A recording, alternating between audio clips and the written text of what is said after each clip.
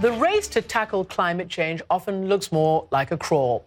President Obama's administration, in an effort to act without a difficult Congress, last week announced the creation of so-called climate hubs to help farmers adapt to climate change. A humble step. Critics say leadership and big ideas are lacking at the very top. If government is unable to tackle the problem, do private companies need to step in? My next guest, billionaire investor Peter Thiel, co-founder of PayPal and the first outside investor in Facebook, is actually no fan of government intervention, but he says the tech sector also lacks imagination. And he's joining me now from San Francisco. Peter Thiel, welcome to the program. Christiane, thank you for having me on the show. So I've just set you up by saying that you also criticize your own private sector tech groups. In fact, famously, you were sitting alongside Google's Eric Schmidt, and you kind of criticized the fact that there aren't enough advancements and they're sitting on bundles and bundles of cash. Tell me what you would have them do. Well, it's been the technology story in the last 20 or 30 years has been a story of tremendous innovation in the world of bits and computers, but much less innovation in the world of atoms and stuff. And the energy problem is certainly a problem that's more a problem involving atoms and how we build new kinds of power sources, new kinds of ways to produce energy. Mm-hmm. I think there are a lot of things that look like they could be done when you look on them on paper, but the translation has been difficult. Why just is to give that? you some numbers. Sorry, give us the numbers. Silicon Valley. Well, Silicon Valley's invested $50 billion in clean tech in the last decade. Most of the money has been lost. 40 separate solar companies went bankrupt in 2012 alone. And so there was definitely a motivation to try, but for a variety of reasons, I believe atoms are much harder than bits.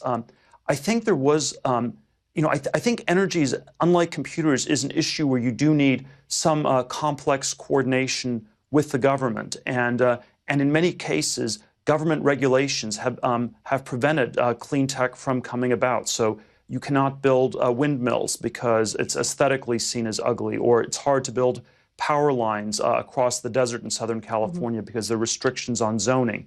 But and so surely, we often have Peter, these stories of these very complex trade-offs. Exactly, but surely, I mean, here you are, an innovator, you can see the market of the future.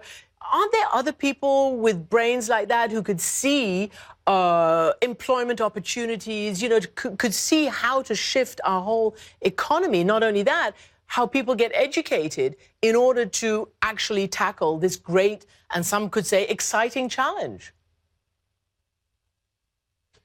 Well, there certainly are. It is an enormous challenge. I agree with you that it is probably the largest one that we have. But you have to always think of it in very specific terms. And the debate has been dominated by lawyers and politicians who like speaking these very abstract terms. But I think if we talked about it in scientific or technological terms, you would ask, what are the specific technologies we should develop? Should it be solar? Should it be wind?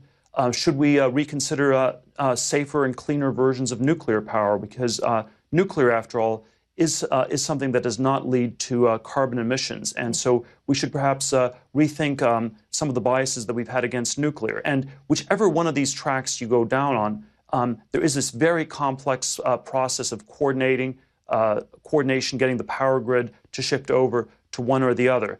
And our political leadership is not really capable of talking in scientific or technological terms. I looked at the U.S. Senate and House. There are 535 people. By a generous count, 35 of them have degrees in science or engineering, and the rest are basically living in the Middle Ages. Mm-hmm. They don't know that solar panels don't work at night or windmills don't work when the wind is not blowing. And so there is this incredible disconnect between Silicon Valley and Washington, D.C. in this regard. Yeah, you couldn't have put it better. Some poor beleaguered activist said, and even then, many people in Congress, many in the government treat, climate prescriptions and climate change as some kind of left-wing plot.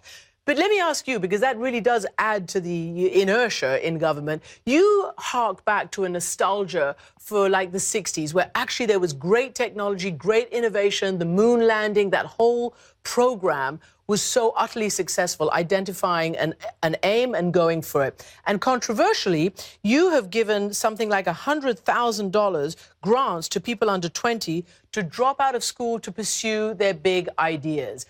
Are you really hoping that this could be one of those motivators?